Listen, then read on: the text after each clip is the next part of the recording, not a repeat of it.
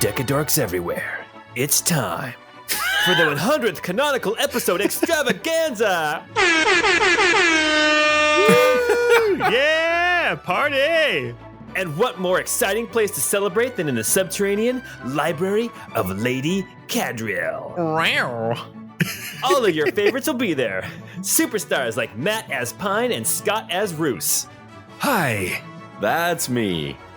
Fan favorite Sabrina as Nari will be signing autographs, and there's even going to be new up-and-comer Jordan as Richter. Hey there. I too like to party.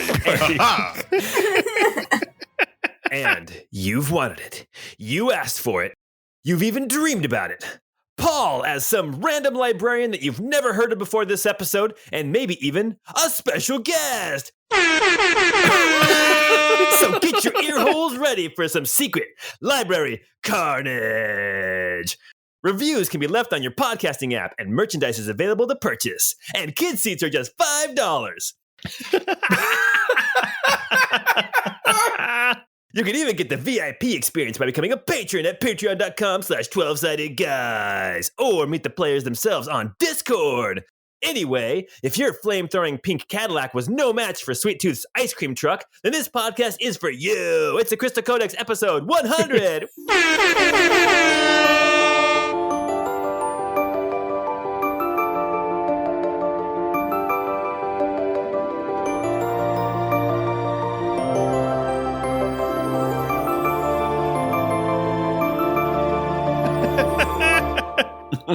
Did you seriously do a Twisted Metal? Yeah. Oh, yes. Twisted Metal. And Thumper was my favorite. That flamethrower was so powerful. I really liked the hearse on number 2, at least. Yes. Because you could outrun the ghost that you sent across the ground, and if you blew it up underneath you, it would make you jump in the air. Did it damage you, though? Oh, yeah, it hurt like crazy. Well, Twisted Metal 2. What a great game. What a fantastic game. I played the hell out of that game. To be fair, it's the only game we had on the PlayStation when we first got it. For a while, yes. Well, welcome back to the city of Kalinium in the country of Menarest. Last time we were together, Nari and the Boys 2.0 arrived in Kalinium aboard the Brass Butterfly. I mean, after, kicking Roos's ex-boyfriend off the side of the airship with one featherfall crystal. This is Sparta style.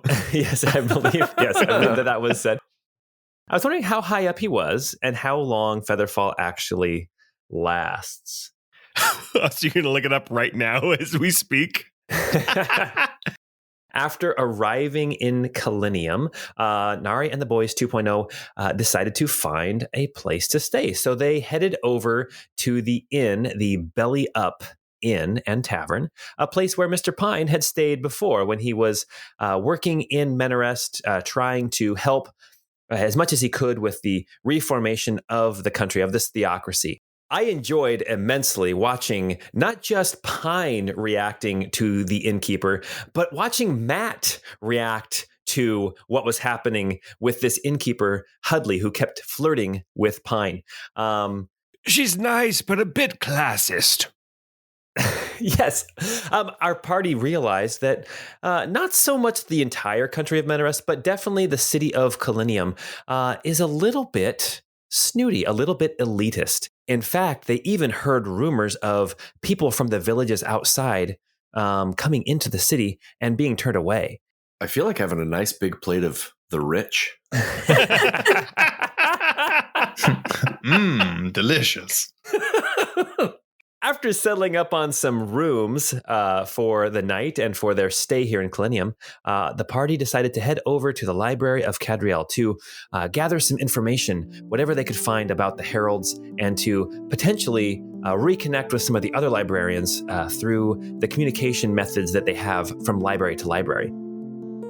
As they entered the library, they ran into one of these librarians, this attractive, kind of grayish, bluish, scaled, kind of lizard woman who introduced herself as the Marchioness librarian Genevieve, who is actually on the Council of 6 Theocrats who actually rule the entire country. She was in there doing some research. Genevieve helped a little bit as our party was attempting to find the secret library of Lady Kadriel. And after finding a bulletin board with different classes on it, they discovered that Zone of Truth is not an abjuration spell. And while pulling on the tab to pull the little flyer away for this class about abjuration magic, a secret door opened up, revealing a passageway to an elevator that goes down below the library. And that is where we stopped last time. So here we are in the library of Lord Kadriel, looking at the elevator that descends down into the library of Lady Kadriel.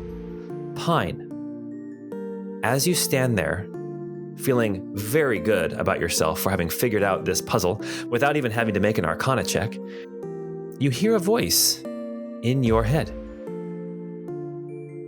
Pine, you hear, "Father, I heard that you seek me. Well, here I am. Somehow again we've blundered together. Come to Moraville, now, or you miss your chance." Wait, what? You recognize the voice of your son, Temrid Jr. And you also know that Moraville is one of the villages outside of the city of Clinium, the one to the south, the one that was actually founded by refugees from Almar decades ago. You guys, go find out where the earthquakes are coming from. I have to go. So, is everything okay? I don't know. I just received a personal message from my son, Temrid Jr. He's nearby. I have to go. I have to go find him. But you, by all means, go find out what there is to find out here in this library. Find out about where the earthquakes may be originating from. Find out if there's a known ruin or spire in the area. And we'll be back in touch. We'll meet back up at the hotel. Mr. Pine, are you sure? Are you sure it's your son and not some type of trap?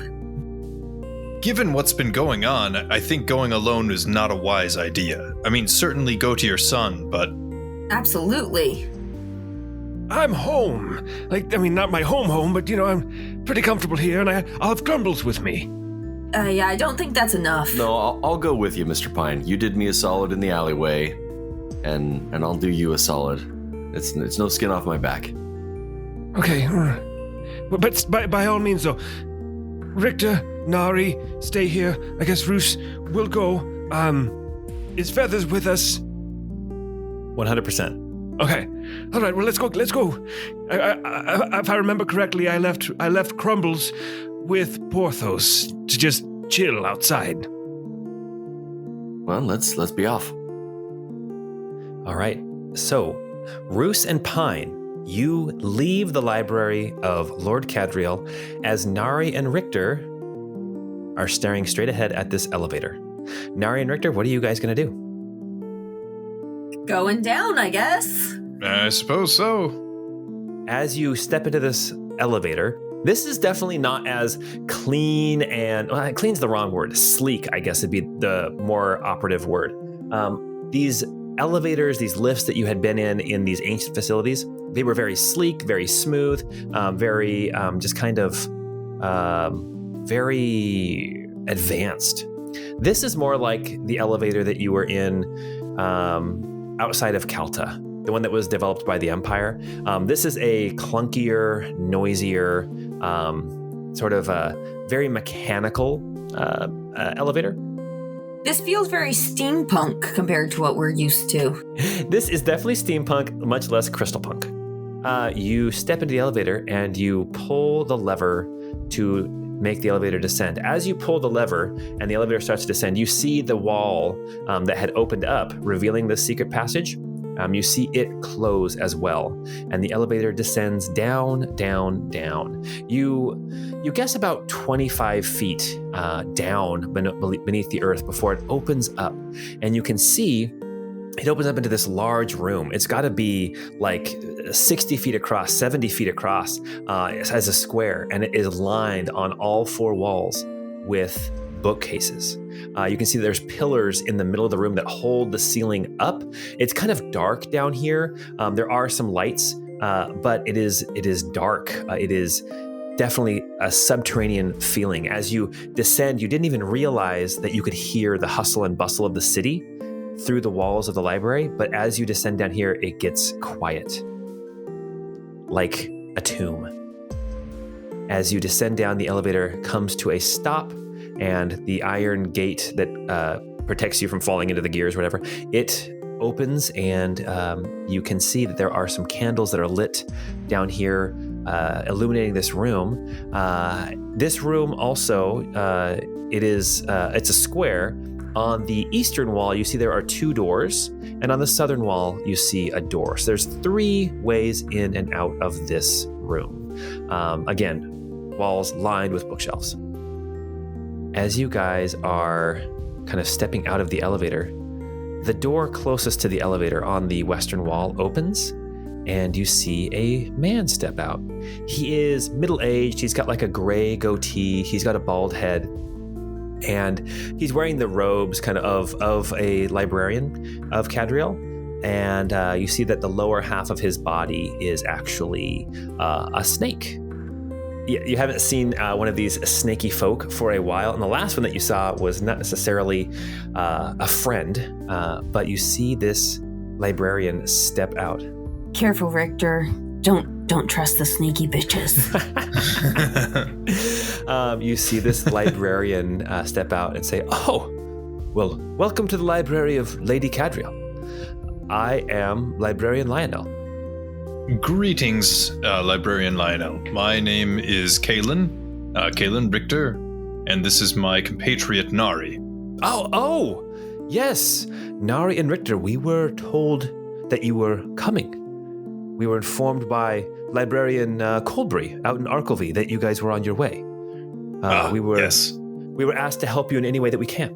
So, yes, welcome to the library of Lady Kadriel. Is there anything that I can help you with specifically? I'm supposed to, when you show up, I'm supposed to notify Librarian Colbury that you're here. I believe he wants to meet with you as well. I think he's managed to gather some information, but I guess feel free to look around. I'm going to go get that organized. And he starts to leave the room and head towards the south. Okay. Nari is a little bit suspicious of snake people, so like if she could kind of just poke her head around the doorway that he left without being seen or heard, I think that would be ideal. Yeah, go ahead. You're a racist! You can open any door. You can open any door. So he left through the southern door. He came in through one of the western doors, and then he left through the southern door. Listen, Richter, I'm sure this is an upstanding librarian, but I kind of want to make sure that we're not getting ourselves into any sort of trouble here. And I'll just kind of poke my head and see if I can see where he's going. Yeah, sure. I mean, I understand. After what I've seen, after being with you guys, a healthy amount of skepticism is totally acceptable.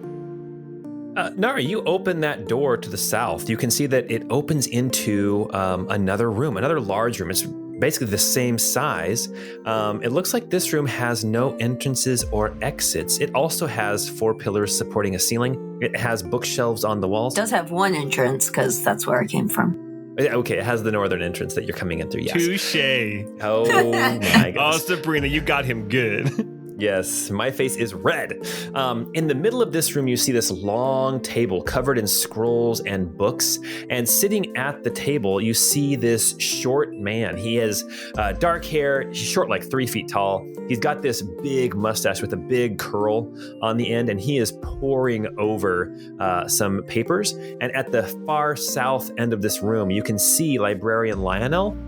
You can see him at the far wall, and it looks like he is touching some places on the wall, and then you see a secret door open up, and he walks through, and then a secret door then closes behind him. Am I able to tell what what he did to open the door at all? Why don't you make a perception check? This other man who's here in this room is also dressed as a librarian. Nat 20 for 30. Oh, I would like to memorize this guy's mustache just so I can bring the idea back to Roos.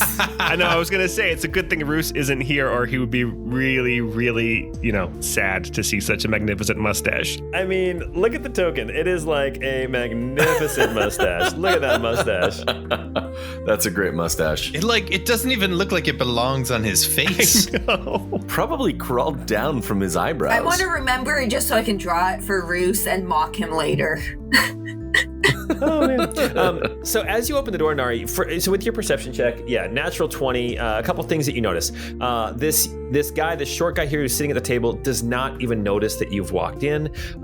You can tell by the way he is dressed. He is dressed in the robes of a librarian of Kadriel, but you notice there's something a little different about him. You see there's like a little gold brooch right at the neck that the other librarian was not wearing.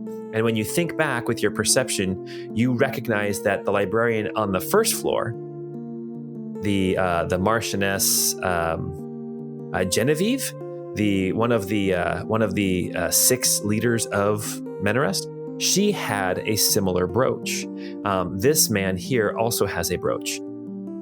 And what you also noticed, what you were really interested in, is that Librarian Lionel, the snake man, when he went to the far wall, this room it's all brick, like stone, sturdy. But you see that there's 2 stones on that far wall that are slightly discolored. They have a little bit more red cast to them. And you saw him push both in at the same time. And that opened up the secret door. Very simple, but if you didn't know to look for like the discoloration, you wouldn't even really notice it. Okay, I think I'll at this point just kind of sneak back and report to Richter and just say, there appears to be another person in that room. Maybe they're a librarian, but they have that same gold brooch as the other one of the 6 leaders of Menarest. So just be careful. Head on a swivel. As you say head on a swivel, you see the other door on the western wall open, and this older woman, probably in her 60s, gray hair, cat ears, comes walking out, and she is also dressed in librarian's robes. And she says, "Oh, I thought I heard voices. Oh, welcome to the library of Lady Kadriel." Good evening. And Richter will give kind of a curt, short bow to her. She bows back. She says, "I'm Librarian Muriel of the Library of Lady Kadriel." Hello, Librarian Muriel. My name is Kalen Richter. This is my compatriot Nari. I believe Librarian Lionel was going to go and provide us with some information. Yes, we have been waiting for you, but we were told there'd be 4 of you. Are we waiting for the others to join, or should we go and convene now? No, let's convene now. Yeah, they have been otherwise detained. She says, "Let me grab what I've been working on, and then you can follow me." She steps back into the room that she was in, and she's gone for just a little bit, and then she comes back out, and she is carrying this scroll. It's a scroll case, but it's open, and it looks like she's very carefully putting a scroll into this scroll case as she comes walking back out, and she says, "If you wouldn't mind following me." And then she leads you back down into that southern room where the short librarian was. As she walks by, she kind of nods at him and says, "Librarian Mitri," and then walks right by. Mitri, this other librarian, does not even look up from his studies. And she walks over to this door. She pushes on the 2 bricks, and it opens up, and you guys can see into this room, this secret room here at the southern edge of the library. As I'm walking past Mitri and I notice that that's the guy with the brooch, am I able to see what he's studying? With your natural 20, actually you can totally see what he's studying. He is studying, it looks like he is studying, you see at the top of the page that he's looking at, there is a symbol that you would recognize. It is a hand with wings on it, but it looks incredibly old. It looks like he is studying something about Iramil. Cool. Or he's looking into more information about that WHAM group. He could be. He could be. As you guys step into this southernmost room, you see this room is a little bit smaller. It too has bookshelves covered in old books and texts and things. In the middle of the room, though, there are 6 chairs set around this very large glass orb. Now, you guys have not seen one of these, but you've been told that there is a way that the librarians can communicate library to library. And you imagine this must be the contraption that they use. They motioned for you, Lionel and Muriel, both motioned for you guys to have a seat. Are we communicating with the other libraries? Is that's what's happening? Yes, we will. This is Lionel says, yes, we'll wait for Colbury to gather what intelligence he has. He informed us that he has found some information, and I'm glad to say so have we. And also the librarians in Almar. I think it was either Degory or Zeta. Actually, I think it was Zeta who managed to find some more information. We've been told that your quest for knowledge is of the utmost importance for Pavantis, and we're doing our best to gather what intelligence we can. As he finishes that, you see this glass orb here. It's probably like 7 feet in diameter. It's very large. You see it start to glow from the inside, kind of this greenish blue, and there's this kind of smoke fog moving through it. It's lit from inside. And then you see the silhouette of a figure. And as it kind of forms, you can start to make out the rough facial features of librarian Colbury. Colbury, the man that you guys ventured with 5 years ago down beneath Summerhome, the man who was with you when you met Iramil, when you guys shattered the world. He was there. Not with you, Richter. I don't know this man. Oh, yeah. Yes. Nari recognizes him. And the features don't completely, it's not like a crystal clear image, but Nari, you recognize enough that this is Colbury, more than likely. And you hear a voice that says, Nari, where's Pine and Roos? I have some information. My friend, it's good to see you. Pine and Roos got called away for another urgent matter. I hope you can share the information with me and our new good friend Richter. Richter, this is Librarian Colbury. He's been quite an asset to us, as well as a friend. Yes, Colbury. I think I've heard a little bit about you from the tales that have been told about the past. It's a pleasure to meet you. Now, Colbury, that's almost a cheese. Says Pine for some reason as he's riding on Crumbles through the city. Richter, you'd also recognize the name Colbury as the former Magister of Tabery, a man who, during the death of an adjudicator, just kind of disappeared during that whole fiasco with the kidnapping and ransoming of Chancellor Ramsey 5 years ago, right? So you definitely recognize who Colbury is. He says, well, have a seat. Let me explain what I have managed to find. You can see the shape inside the orb. It kind of pulls out this old book. I mean, it has no cover on it. It looks like it's a book, but the cover's missing. So he's just kind of moving papers aside very, very carefully. And he says, I was down deep in the archive, and I managed to find this book, but I had Berta help me with the translation because I don't speak the language.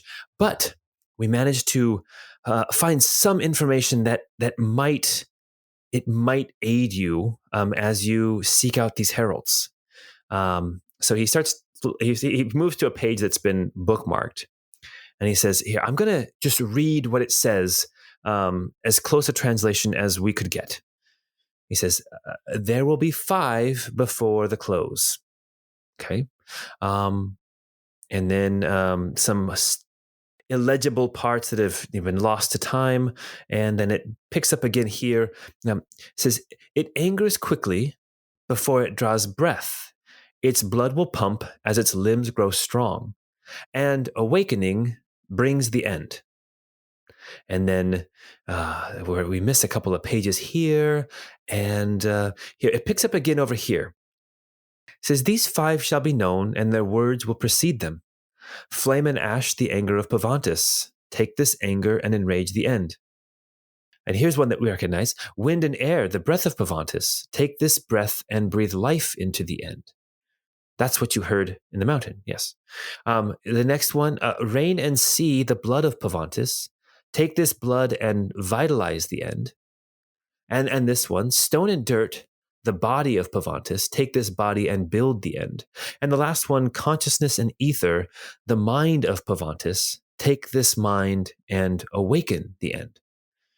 And there is a diagram here that shows 5 spirals around a star, which, as I recall, we saw that on a tattoo, correct? Is my mind remembering that correctly? He's asking you, Nari. No, that is correct. That was my brother's work. The star with the 5 spirals. It seems as though this might be prophetic. That wasn't your brother. That was pre your brother. Yeah, that was pre. That was what was her name? Oh my gosh. Oh my god, that was before my brother. That was, oh my goodness, Paul. Sorry, that was a tattoo done by the previous elder of my tribe. It appears whatever you must have found is prophetic. There's one last section of this book that is actually still legible. I don't know who wrote this, so take all of this with a grain of salt. But it's the closest thing that we could find to actually anything going on. It says here, "Finding the 5 is perilous, and some are found more easily than others. Where the breath blows hardest, where the anger burns hottest, where the blood flows wildest, where the mind is most alert. But the body is hidden. Where movement is greatest, seek the body in the rest between." That is as close a translation as we could get. Ooh. That's very cryptic. I wish we had Mr. Pine here to help us solve this riddle. I'll make sure to send it over in Slack so that he can see it too. No, we don't use Slack anymore. It doesn't save your messages forever. Please send it via Discord. Do you really think we have more than 90 days? I don't know about that. This is all seems to be coming to a head. Yeah, Colby says, "That is what we've managed to find." Again, these translations are as close as we could come. Berta is amazing with language, but this one is ancient. That's what we've found. So in the space between, in the rest, so are we thinking there's earthquakes all around, and the one place that's not feeling them is where we'd find this herald? I kind of think so. Yeah, that's the impression I got. Is the impression that I get. Boop, boop, boop, boop. Boop, boop, boop. Boop, boop, I boop, knew boop. you were going to do that. So librarian Muriel is sitting there. They're in the room with you, and she says, "Librarian Colby, that's amazing what you've managed to find. Here, we've managed to find some as well, some things." And she pulls out that scroll case. As she pops the top off, she reaches in, she delicately pulls out this ancient scroll. She unravels it. You can see it starting to like crack and blister. And as she's unraveling it, you see her stop and cast a gentle mending spell on it so she can open it more and mend again. And like she has to mend it repeatedly as she's opening it because it's so old and brittle. And she says, she pulls this out. She starts reading it. She says, "This scroll, it seems to speak of lesser angels who are servants to an angel who happens to be the servant to what must be." I'm pretty sure that's what we're dealing with. Correct? I believe so. Continue, though. Hell if I know. I think you're way off base. Pine says to Roos as they're riding through town. And Bruce is so confused right now, I got to imagine.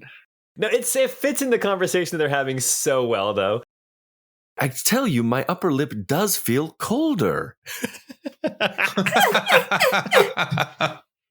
So she keeps reading. She says, it says, "Although these lesser angels pale in power to the angel they serve, it looks like they are indeed immortal. As we've been poring over this, it seems that these lesser angels, these servants, these heralds, I guess is what you've been calling them, they're immortal. And the only thing that allows them to actually be, to be defeated, is, it says, to have their calling complete.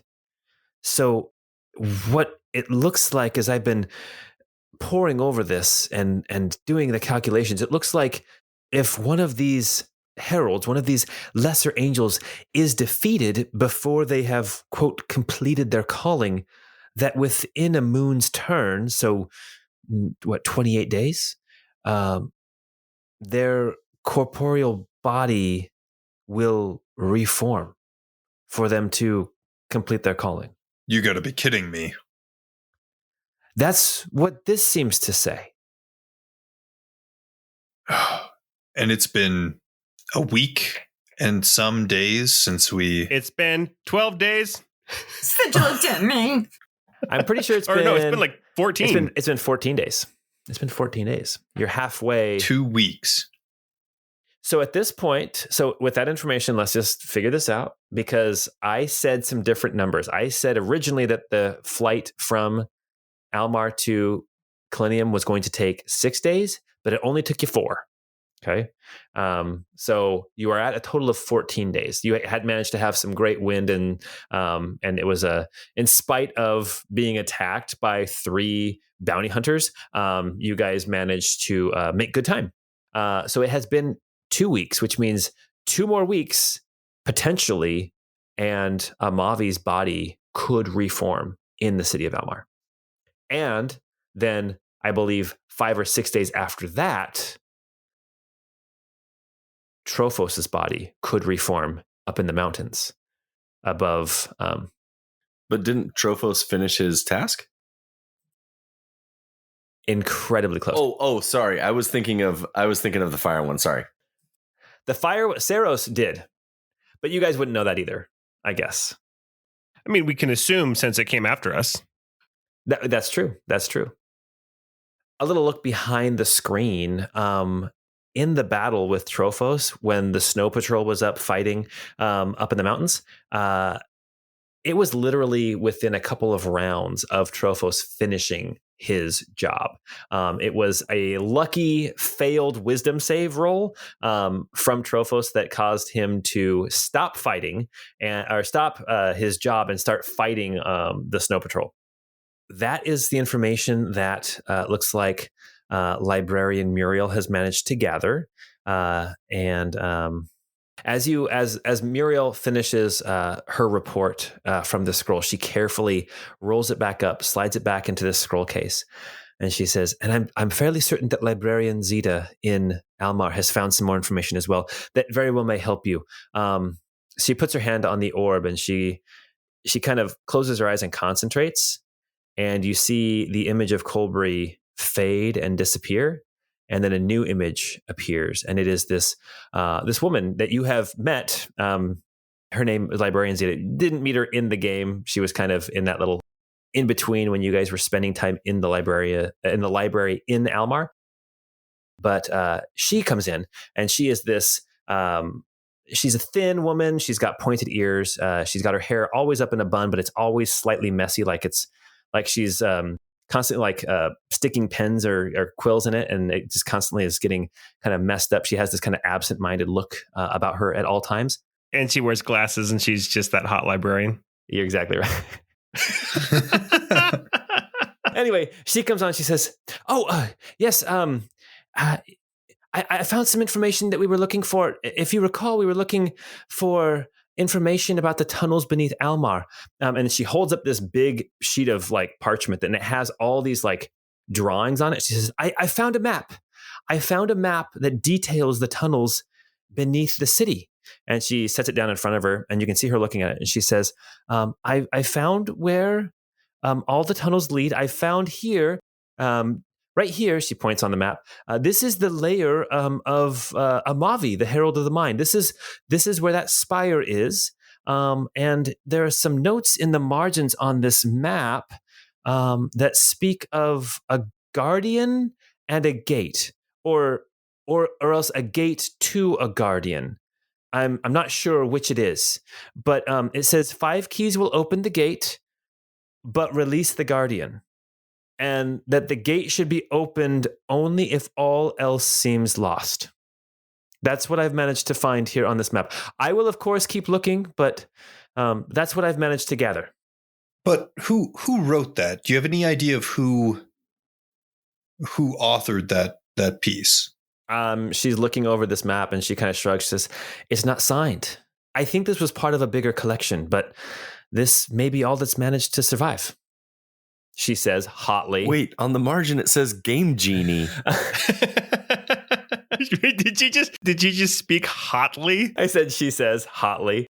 And then she motions boobily.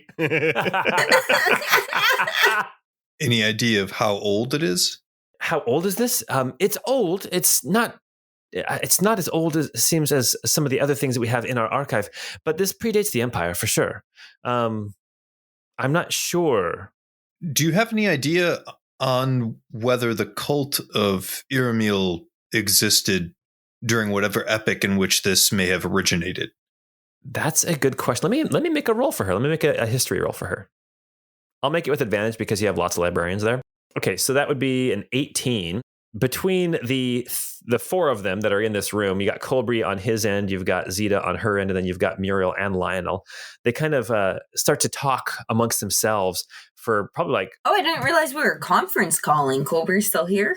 This is a straight up conference call. Yeah. Convenience. Wait, is my camera on? Richter's been scratching himself the entire time. He now sits up very straight in his chair. And Nari's not wearing pants. Colbury's child is running through in the background. That little girl who comes bebopping in during the BBC broadcast. Oh my God. That was the funniest Zoom call I've ever seen. That was even funnier than I Am Not a Cat. Oh my gosh. 2020, you guys. What a... Richter does have cat ears. I sure do. Yes, he does. I have a cat. And so does Muriel. They converse back and forth amongst each other for a little bit, and then after about 45 seconds or a minute, it would seem that yes, there probably was some cult of Iramil around, but nothing substantial like there is today. Nothing like there was pre Crystal Engine. Nothing like there was before recorded history. Right, pre-Alelian collapse or whatever it was, cataclysm that occurred. Whatever we're calling it, this is all very new for us. Yeah, right. The reason I ask is the author said that it would release the Guardian, but a Guardian is usually seen as like a defender of something. And this author said it was an option of last resort, making the assumption or presumably indicating that this Guardian should be released if all other options had failed. Now, the question of authorship becomes incredibly important at this point because the issue at play is if those that authored this were of the cult of Iramil, then they would be asking for this Guardian to be released as a means of kind of last chance protecting their ends from being frustrated in order to realize what they need to be realized. Hence, the authorship becomes incredibly important because it adds context to what is being discussed here. Very valid points. Yes. And frankly, we just don't know. We just don't know who wrote this. But it seems to be accurate. Richter kind of scratches his chin and thinks about it. So if I'm understanding this correctly, then these heralds, the ones at least that have not completed their task, likely will continue to return until they complete their task. And so we either stay in a state of quasi-collapse purgatory where we constantly have to battle these things into the dust, or we could perhaps collect the keys that they seem to leave behind upon their defeat and see if this Guardian, whatever that may be, may prove a boon or a bane to mankind. It would seem so. I might be missing something here, but This is all that we've been able to gather. We will keep searching for more information, but at this point, we've scoured every nook and cranny of our vaults, and this is what we've managed to come up with. And we appreciate it. yeah, this is helpful. Incredibly helpful. We appreciate all of you working so steadfast towards this goal. I'm sure Pine and Roos would say the same, but we all will figure out what this means or die trying, I guess. Yes, we all appreciate you, but especially you. And he points to Librarian Muriel and winks. Ooh. Mommy. Sorry, Mommy. Sorry, Mommy.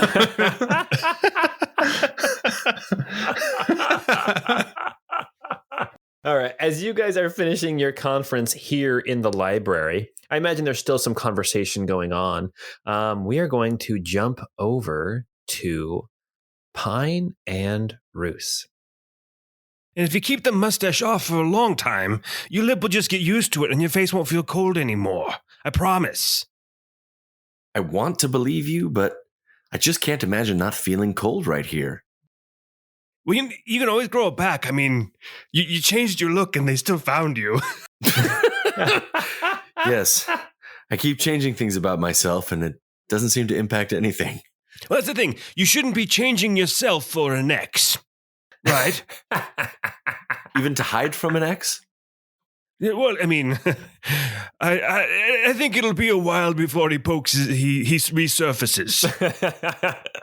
As you guys are having this conversation, as Pine and Roos are riding upon feathers and crumbles, you have left the actual city proper of Kalinium. You leave through the southern gate called the Pauper's Gate. And you leave the beautiful, well-built, kind of picturesque, Gothic architecture of the city, and literally right on the other side of the wall of the city is ramshackle, rundown, lots of wooden buildings, lots of old buildings. You see boarded up windows. You see broken doors. You see people kind of trying to make the best of their situation, but you see poverty. Why don't you guys both make perception checks as you guys are moving through, either perception or insight. I'll let you do either one. But you guys start heading south into this village of Moraville. Bruce got a 27. Pine got a 15 insight. With Roos's perception, you see a lot of hunched shoulders. You see a lot of angry or of glances at the city walls, and you see a lot of folks gathering together in small groups and talking. Pine, with your 15, you just get this sense of anger and unease about this place as you enter Moraville. You head south along you can tell that this road was at one point cobblestones, but some of the cobbles have been dug up. Some of them have just been like grass and dirt have been kicked over them so much that now they've been grown over with grass. You can see patches of cobbles here and there. And as you head south into Moraville, you can see you're not exactly sure where to go. Your son just told you to go to Moraville. So I imagine, Pine, you're just kind of heading into the city waiting for something to happen, right? I think if I see somebody who looks, I'm hesitant to approach any of the groups because I feel like this is people preparing a revolution, and I don't want to jump in the middle of a conversation or spook anybody. Well, as you move down towards into the city, you move towards kind of the village. You move towards the oldest part of the village. These houses are close together. There, lots of common walls. You have like a plaster faced building leaning up against this old wooden building. You see some of these walls have fallen in.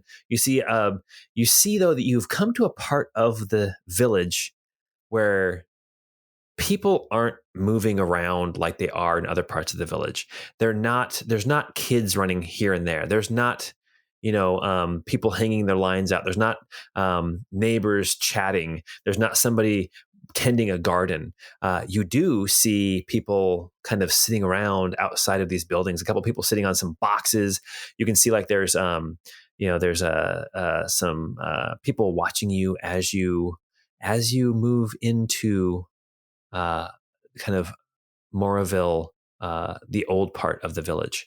And as you move down towards the center of this oldest part of town, you do see that one of these figures is kind of wearing a cloak. He's got his hood pulled up, classic I'm a shadowy figure type of a deal, like if he's in an inn, he's going to find the darkest corner to go sit in and brood, but you see him kind of rise up off of a box and walk over and say, Mr. Pine? Yes, that would be me. Are you Aragorn, son of Arathorn? I kind of get that vibe from you. He was going by Strider when he was in the inn. Sorry, Strider. Yeah. Should be very careful, Mr. Frodo. Unless my eyes deceive me, one of the Dunedain Rangers.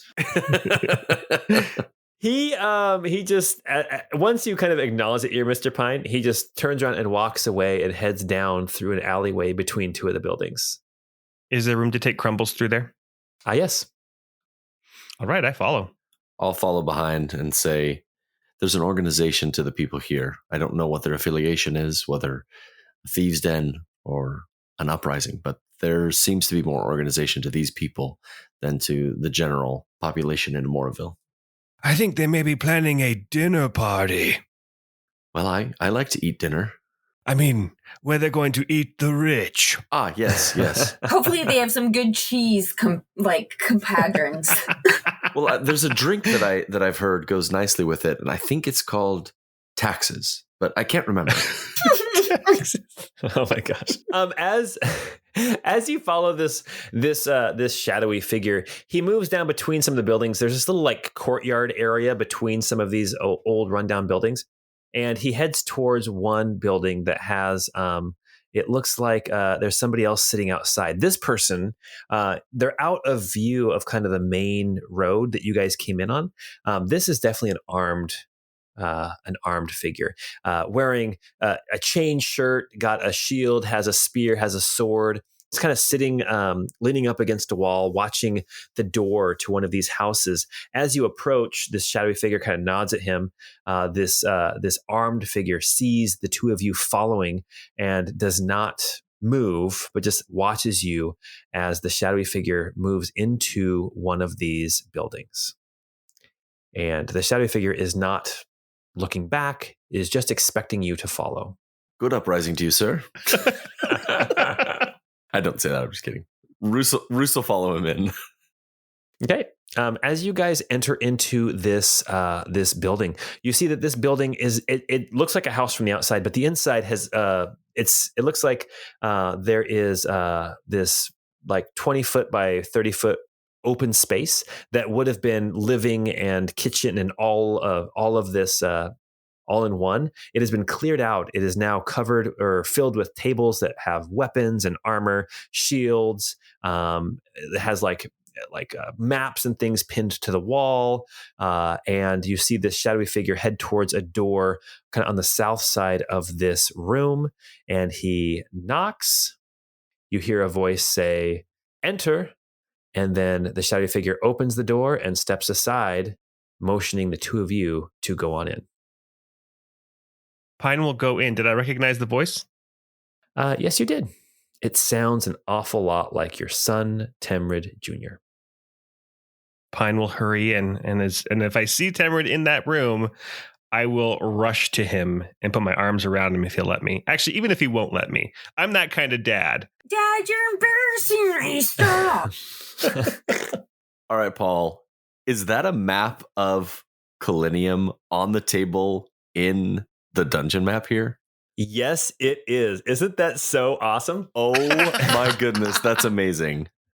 Did you do that? Like, is that a thing that this Patrons of a certain level can go onto the wiki and see this map of a map. You can see the battle map that also has the city map on the battle map. No, Dungeon Alchemist is a great program that sometimes you can put like parchment as like an object, and it lets you put your own image on it. And so what better image for an uprising or for whatever's going on here? I'm tipping my hand than to actually have the city map on the table. I'm blown away. That was an awesome little touch. You know, when I'm doing the Twitch streams, I am constantly telling the people who are listening that most of the stuff I'm putting in these maps is only for me, because the angles that we actually see the maps at, the things I'm putting on the walls and things don't actually show up for you guys, but I know they're there. So I'm glad that you saw this and you know that this is there. Pine, you walk in to this room and you see sitting at the head of this table, covered in parchment and ink quills and ink pots and like a big map of the city of Kalinium, you see your son, Temrid Jr. He looks older than the last time you saw him. I mean, he's middle-aged still, but he's closer to 50 now than he is to 40. His hair is gray at the temples. He looks a little leaner, a little more grizzled. Got a little bit of a mullet going there, looks like, on his token. That's the same token that was there 5 years ago, but yes. Yeah. Oh, okay. His hair's a little bit more mullety, sure, why not? He's not dressed in the finery that you saw him last time when he was a lawyer following Adjudicator Ulrich. He is dressed in, common clothes, wearing, looks like a leather breastplate over the top of his clothing. And he looks up from the map and sees you approach, and before he can get 2 words out, you have walked over and grabbed him in an embrace. My son. He pauses a beat and then hugs you back with ferocity. My son. Is this where you've been this whole time? I've been looking for you for years. I know you have. I'm so happy to have found you. I know you've been looking for me. I was aware years ago when you tried to contact me with magics and spells, and I did not respond. And I have my reasons. I think I can assume your reasons, at least your current preoccupation. Father, this is not current. This has been going on for years. Father, you were here in the city, and I was here in Moraville and in the city doing the same thing that you were doing, just a different approach. You were seeking to create the theocracy of Menarest again to its former glory, as was I, and you were seeking to change it politically from the inside. But I didn't see that as a possibility. And I've been seeking to change it from the outside. And when you tried to contact me with your sending spells, I didn't respond. I hoped that your way would work, but I feared it would not. And I did not need you to be associated with me. Does that make sense? It does. It makes sense, and I won't lie, I did find myself hopeless. Oh, by the way, you remember Roos? I mean, you didn't really get to meet him. He was busy, stuffing a corpse with rocks when you came around. I will never forget that. Smartly, intelligently. Wait, did you stick around for that? I can't remember. Oh, no, it was already done by the time he showed up. Yeah. Yeah. He says, Mr. Roos, I appreciate you keeping my father safe. Well, he keeps me more safe than I could ever keep him. Again, take some credit, man. Temrid Jr., he sits back down and he says, please, have a seat, Father. And Roos, please have a seat. You see there's a couple of other, like, I was going to call them soldiers, but they're not really soldiers. These are citizens that are armed, and they look to be some kind of leaders here in this whole situation. But they're sitting at the table, and when Temrid asks you guys to sit, they both stand up and they excuse themselves, and then they leave the room, leaving it to just the three of you. So what's the timeline looking like for this? I mean, there's plenty of other things I want to catch up with you on. But what's the timeline looking like? No, it's close. Do you have military leaders, former military here among you? We have former military, but not former military leaders. The Father, you know, the pension is great. The former military leaders, they're all inside the city. They wouldn't come out here. But the timeline is close. Yeah, don't mention the pension. He was dishonorably discharged. He doesn't get that pension. Oh no, I was honorably discharged, but everybody still blames me, and yeah. Oh, so you do get the pension. Okay. I had the pension, and then I've kind of been off the grid, so like my checks haven't been finding me. Gotcha. Okay. The arrears on that, I mean, holy cow. I understand what you're doing, and I empathize. I truly do. Well, now you're here. You can help me. I didn't want to ask your help when you were trying to do it. I mean, honestly, the right way. I mean, I'm a student of the law. I know that what you were doing, the way you were approaching, making Menarest as good as it could possibly be. I know that was the best way to try to change things, but that way failed. So now we have to fall back to more drastic measures. And you're here. I heard rumors that you hired Howling Talon to find me. Yes. Yes, so they've been poking around a little bit, but then I heard that you arrived in the city, and I thought, what serendipity that you would be here. My father, the hero of Menarest, to help heal this country. I think I was only a hero to you. Oh, that's not true. Menarest remembers me differently. Well, let's change that memory. Show me your plans. 3 days. I have 3 days, holy moly. Father, this has been in the works for, at this point, years. At least 1.5 years. But it's finally come down to it. On the first day of Mutin, What's the catalyst? the falling. You would know that the falling is a holiday. It celebrates when like a comet fell from the sky hundreds of years ago.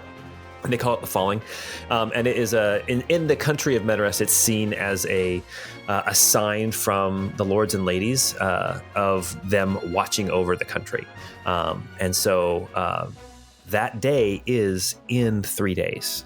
It's the first day of Fantasy May, I think, Mutin. It's May Day. It says, on the falling is when we make our move. So, I don't know if you've noticed, but Kalinium they have been more and more strict about who can come and go from the city. Not only have they been keeping us, citizens of Menarest, out of the city because we don't fit their mold, but they have been actually moving people out of the city that were already in. They have been segregating themselves from us, the workers, the whatever you want to call us, the poor, the lower class. They have been Proletariat. They have been building themselves up and living off of the wealth of this nation. And we are going to stop that. We have been secretly moving in ones and twos and threes people over the last few months into the city. Now, just earlier today, I just got news that some of us got stopped at the gate, but hopefully that's not going to keep happening. We have operatives in the city ready when the parade starts on the falling that are ready to make their move on the Abbey of Balance. Oh, man. This is a big deal. This is a huge deal, Father, and you're here, right at the right time to help me. And Mr. Roos, you as well. We would love any aid that you could render. Father, they have no claim. They have no rightful claim. They call it a theocracy. They say that they are led by the 6, but they're led by 1. The other 5 either have been bought off or are too timid and weak to say anything. Well, it's pretty clear that whoever is currently leading Menarest is not the cleric of Nariah, because there is no mercy for the people here. There is no kindness. There is only disdain, and I've observed it. No, it's the Marchioness Judge Annette. And you would know that is the acolyte quote of Asterman, who is justice and judgment. Timrid, have you guys been experiencing earthquakes here in the city? Of course, yes. All of Menrest is feeling them. Yes. What's the frequency? Is it daily? We've only been here a few short hours. Yeah, what's the frequency, Kenneth? I mean, Temrid Jr. Is he just there in the corner losing his religion right now? It sounds like he's in the corner losing his religion. Mm-hmm. He says, you'll either feel, if you don't feel one today, you'll definitely feel one by tomorrow. It's 1 or 2 a day at this point. It's been getting worse. Your father and I have been on a task for years now that will either culminate in the end of all existence or life will continue on as it always has. Well, life can't continue on like it is here. I get that, but if we don't accomplish what we're trying to do, there won't be a Menarest to save. 3 days, that's all I ask. 3 days to help me save our country. Father, Marchioness Judge Annette rules this country. Her husband, Etienne, he is the new blossoming storm of the western sky. He stole your title. Oh, jeez. Which then also... Oh, that's okay, I stole their son. Actually, you don't know that, do you? Oh, that's right, I don't. Oh, dang it. It was just one of those, yeah. It was a vignette. It was a little... It's a post-credit scene. It was a post-credit scene, yes. Her husband stole your title. Unjustly. I'm not saying that we can't help, and I'm not saying that I would refuse to offer any assistance. As we've previously been visiting other cities, we've found that our enemies have been in the highest echelons of power wherever we've gone. So our enemy may be the same as yours, but I don't know for certain. We have 3 days before this attack happens. I'm not going to tell you to call it off, and I'm not going to say that I won't help. But things are different this time, now that I'm back in Menarest. Firstly, as Roos mentioned, we have very lofty goals for stopping the end of existence. But another thing, Roos now is he is the brother of the Queen of Tabery and the rightful heir of the throne of Arklevy, Everlyn. He has some clout, but also I'm now traveling with one of my biggest detractors at the time, Kalen Richter. Richter's been replaced as well. Former Lieutenant General of the Menarese Legion. True. What? I doubt it. They gave your title away. No, Annette handed away the titles. The different storms. But those aren't even hers to give. Father, you don't understand. Menarest is not the same. Even when you were here working on it. No, I completely understand, and I wasn't saying you were wrong. I'm saying that was me voicing frustration. But what I was getting at is Richter is now here with me as well.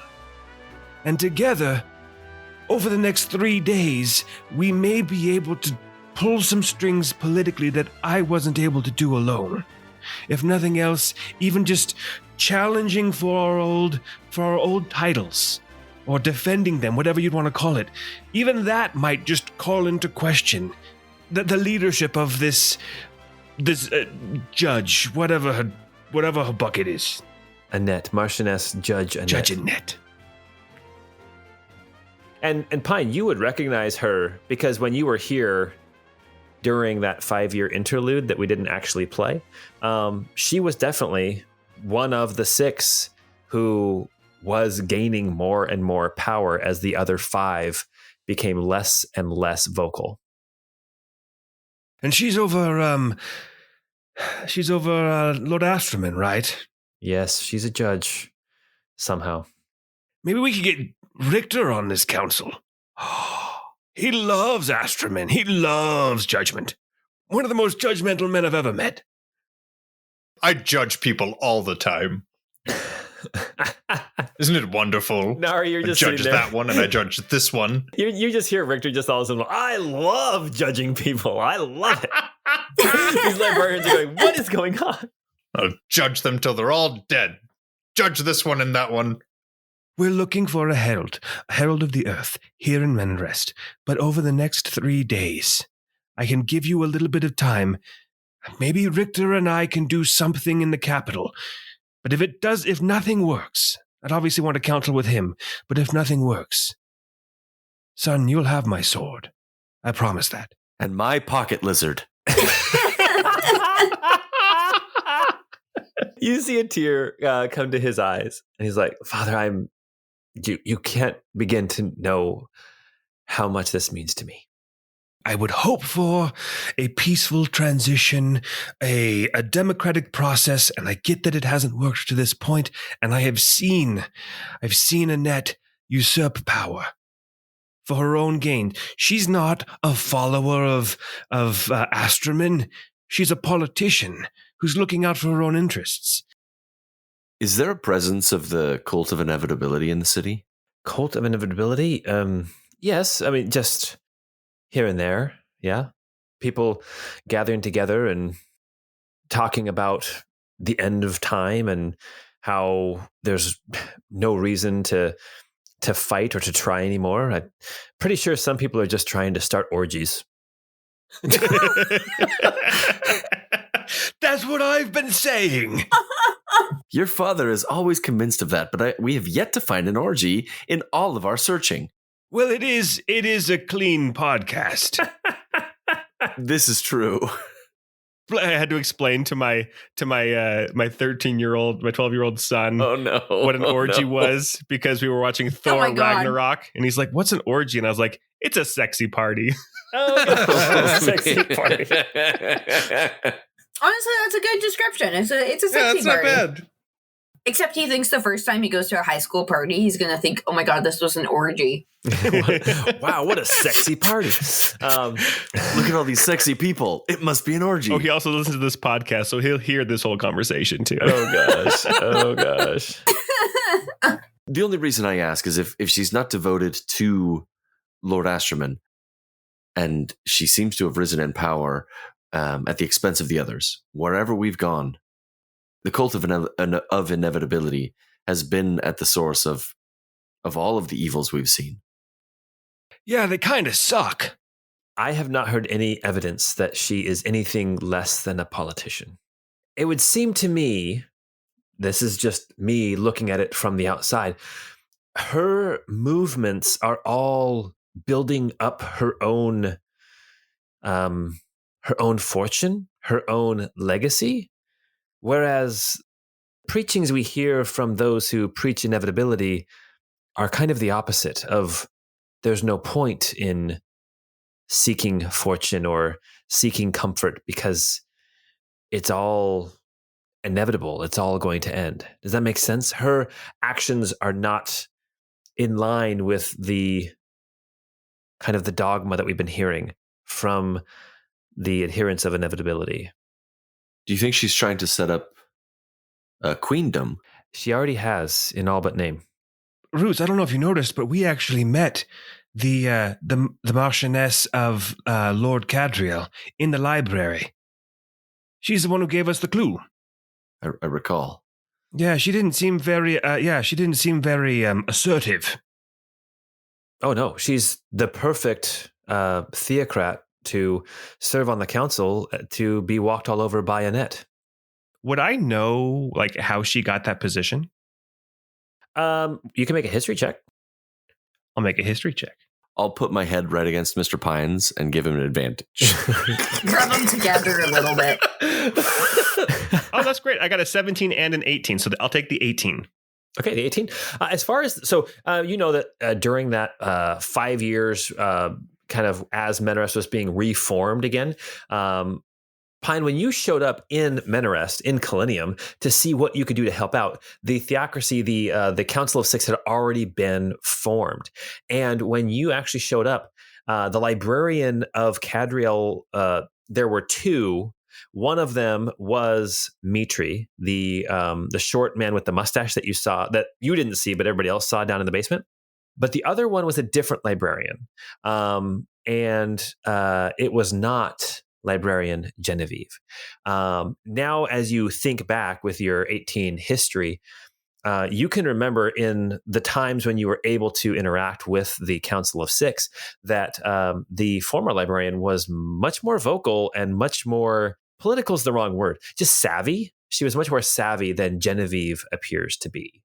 So you're not exactly sure how Genevieve got the spot, but it seems that she is definitely more pliable than the previous librarian who had her spot. And does she have a name?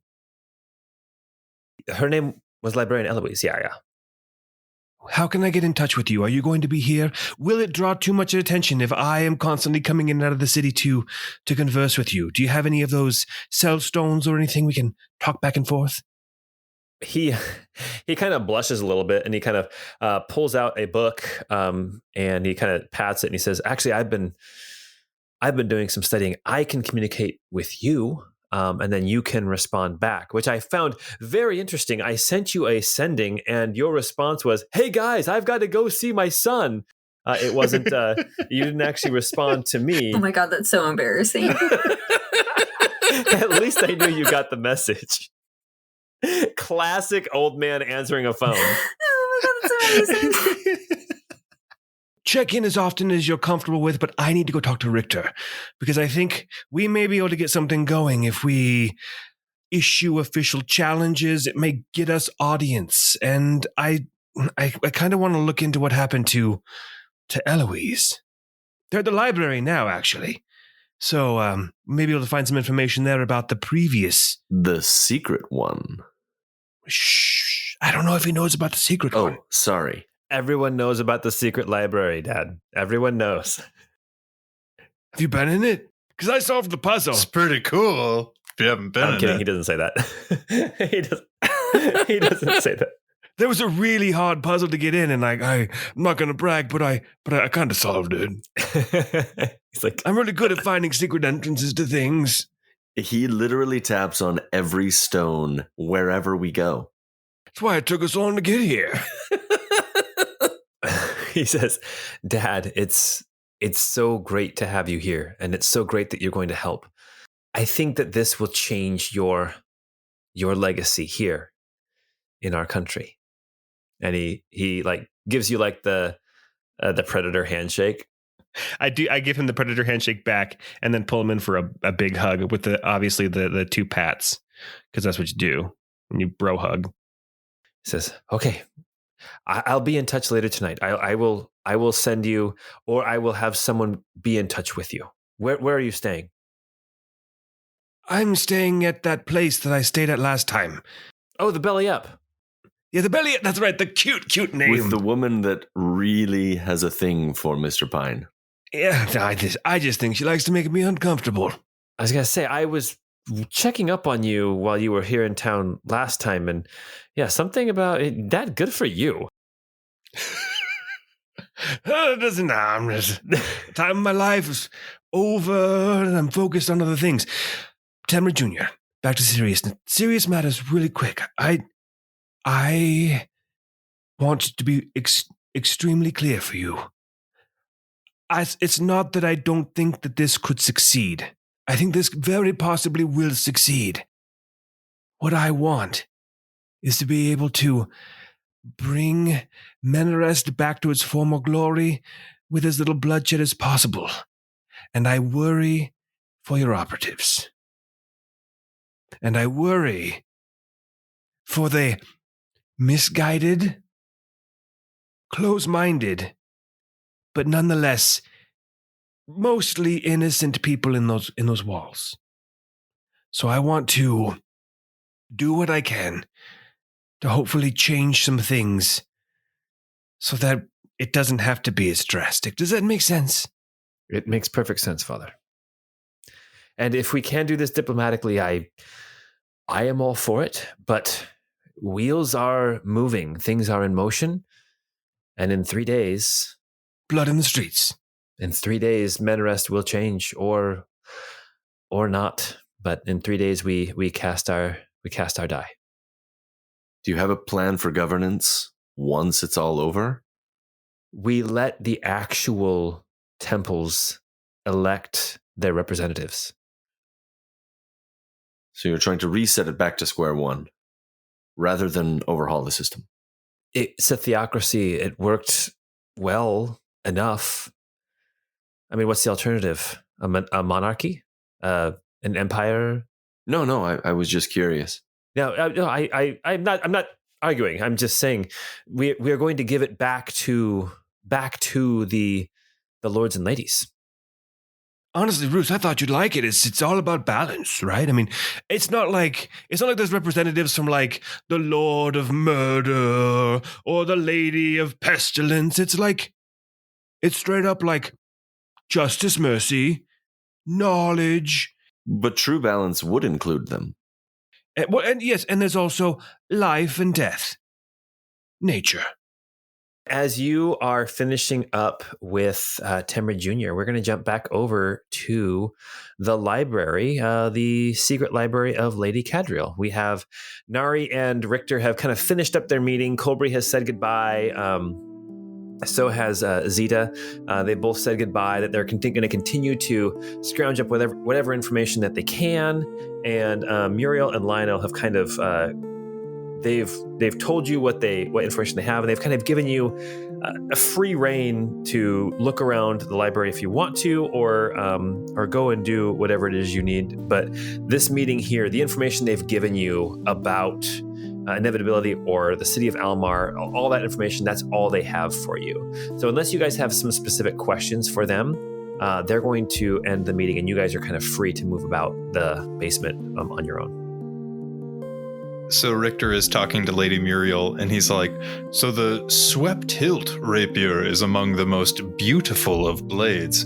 It kind of reminds me of your hair, actually, just the way it kind of gently flows and moves and waves. It's a beautiful sword. Nari is trying to be a good wingman, and behind the lady, she's kind of like doing the cut off at the neck sign, be like, something more romantic, bud. But she's like, actually, I like what they always say about the scimitar. My lady. That needs to be a shirt. Like, honestly, that line was so good. Makes me want to scimitar. It's so bad. I love it. Okay, so Richter, why don't you make a persuasion check just to see how suave you're actually being? Or you can do a charisma save, I guess, if you want to. Either one. Oh, hell yeah. Yeah, I got a 21 persuasion. 21 persuasion. All right, Oh, you want to do a charisma save? I'll do a charisma save. No, persuasion's fine. But I think persuasion is just kind of like just your ability to kind of get your point across to her that you're interested, right? That you find her attractive. Get the point across? Oh, no. Yeah? I see what you did there. Perry, riposte. She's talking with you. You notice that like as you're talking, and she's showing you something like in a book or something. And then she kind of reaches over and she kind of puts her hand on your hand for just a little bit longer than is quote comfortable. That kind of thing. Nari, you have left the room. Smart move. Clearly, I'm not needed here. Some people have called me a bastard because I'm kind of also a hand and a half, if you know what I mean. Jesus Christ. I carry a dagger. Oh my gosh. Oh my goodness. I am crying here. Why don't you and I get together and make a messer? Oh, I love it. Solid. Oh my gosh, you guys are terrible. You know, I'm feeling a little full tang right now myself, you know? Jeez. Oh, man. No, it gets worse. Something Falchion.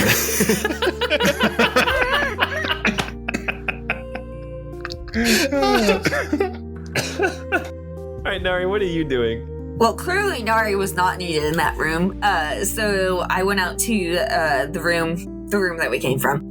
Okay, gotcha.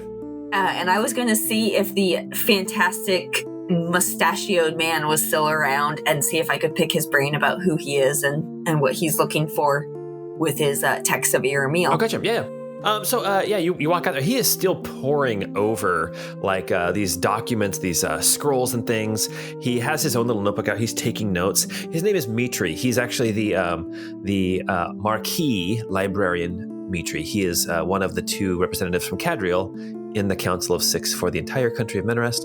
And he seems to be just incredibly studious and focused and not aware of what's going on around him. I imagine you kind of go over there and you sit down next to him. He doesn't respond. Maybe you cough a little bit. It basically takes you kind of putting your hand on his shoulder or kind of getting in his view somehow before he actually looks up at you. That mustache is excellent. What do you use? He kind of looks at you. He's like, "Oh, what my mustache." It's like, "Oh, just And then he sticks his finger in his ear and he gets some wax and kind of gets it out. Just whatever I have on hand. That's so interesting. Can I help you, my lady? Oh, I was just curious. What you were studying? He turns back and looks at the papers, and you can see like he looked a little awkward talking to you, but as soon as you ask him what he's studying, he turns back to the papers, and you see just, when you ask a nerd about their nerdy hobby. That was exactly my goal. My goal was to lean in and look so interested. Tell me about your D&D character. Yeah, tell me more about what you're studying. That's exactly what happens. He's like, I have been studying inevitability. I have been studying what's going on with the angel Iramil, and what's been going on in the bay outside of the city of Almar. I mean to take a trip to Almar to go and investigate the statue myself, but it rose up into the air, and then its eyes lit up for years until they finally just turned off. So I have been doing some studying, and it seems to me that these are all signs. These are all kind of a precursor to something larger happening. Now, what they say is, and he just keeps going, what they say is that a month or 2 ago, there were these storms that came. I guess it was more like 3 months ago. There were these storms that came up, just rose up. Yes. He's not, you're talking, he just talked over the top of you. There was a water spout, there was a cyclone. They say that after that, the lights turned off. And I'm wondering what I am positing, and he pulls up the scroll and starts showing you, I am positing that the lights of the statue actually summoned those beings, and that the reason why they were on for so many years is because it literally took those beings that long to get here to Pavantis from wherever they came from. It was like a beacon for, and he just keeps on talking. Kind of scoff to sort of try to stop him and say, summoning, what, do you have any evidence for this, or... I mean, what else would it be, right? There's no reason for it. Why would the eyes light up every single night? Then when the storms come, the eyes are actually alight during the day, but then they haven't turned on again since. And then recently, just within the last couple of weeks, we've heard reports about these other angels, these heralds, and it seems to me that the storms that were summoned, that those storms were the heralds. And now the heralds are bringing in something else. Something is ushering in this inevitability. And it's on the cusp. And I feel like if we could just figure out the statue in the bay and how it works, maybe we can reverse it and we can actually, turn the lights on in the eyes and actually send those heralds away somewhere else potentially. Does that make sense what I'm saying? That's very interesting. Do you have an idea of how we would send them away? How we would turn on those lights? No, I've been arranging an expedition, but I haven't been able to get to Almar yet. My duties here in the city just keep me so busy. What with running the country and everything. But I would really, really like to take a trip to Almar. By the way, did I mention that I'm kind of in charge here? He says it like so not impressively at all. Yeah, I have a feeling that's not his vibe. Not a humble brag. No, not at all. It was not a humble brag. It was literally like, I have to run this stupid country, so I can't take my trip to Almar to complete my studies. But there's something about that statue, something about the lights, something about the statue, something about the storms, and I'm wondering if there's more to come, or if we really are at the end. If I could just get to the statue, I'm sure I could figure out a way to investigate it. I believe, he gets really excited, that there is a way inside. There has to be. We just had to find it. Well, I've been there, and I have not seen a way inside. Do you have an idea of how one might get in? He's like chewing on his fingernail, lost in thought. He's like, I don't know. Perhaps I've heard people trying magics to get in, but maybe they just weren't trying the right spell. Or maybe there's some other way. I don't know. I haven't been there yet, but I'm sure if I put my mind to it and put some thought into it, I'm sure I can figure it out. I'm just gathering what data I can here from this library, and then I will go consult with the other librarians in Almar, and I'm sure we can come up with a way to get into the statue of Iramiel. He's like super excited. I'm sure you can. Let me know when that happens. Here's my cellstone number. As Nari finishes up this conversation with Mitri, the marquee librarian of the country of Menarest, and Richter kind of, did you get her cellstone number? I told her that a claymore makes me want to play more, and then I think she got angry at me. Oh my goodness. Jeez. I can't imagine why. That's the most romantic thing I've heard all day. Well, it felt like we weren't vibing anymore. I don't know. Looks like you're foiled again.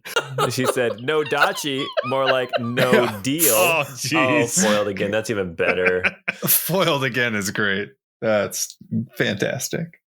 As Richter leaves a very good impression with Librarian Muriel, and Nari leaves a good impression with Librarian Mitri, Pine and Roos arrive back at the Library of Kadriel, come down the elevator, and reconvene with their party. Now, a lot of information to be shared amongst the two different groups, but that is where you're going to stop for tonight. Whew. All right, you guys, that was a fun one. Jeez. Wait, now I have to remember all the things that we discovered until next time. Dude, that was so much information. I did give you guys a ton of information. I told you, episode 100 is going to be an exciting bunch of carnage here in the library of Lady Kadriel. Hey Richter, I think we need to do an official challenge for our old titles back. It's going to be like a Apollo Creed Rocky thing. Like Rocky IV when he fought Tommy the Machine Gun. Oh, That was number 5. That was 5. Oh, number 5. Number 4 was Draco. Yeah, sorry. Ooh, I can't believe I got my Rockies mixed up. Ugh. All right, guys. Well, hey, thanks for playing, and thank everyone else, you guys, for listening. 100 canonical episodes. It's amazing. I can't believe we've reached this point, and we're still going. If you like what we're doing, which you obviously do, go check out our Patreon. You get more information, more maps. You get our outtakes. You get our bonus episodes. You get our character sheets. Also, don't forget we have merchandise for sale at our website. And other than that, until we get together next time for episode 101, we hope you have a great time.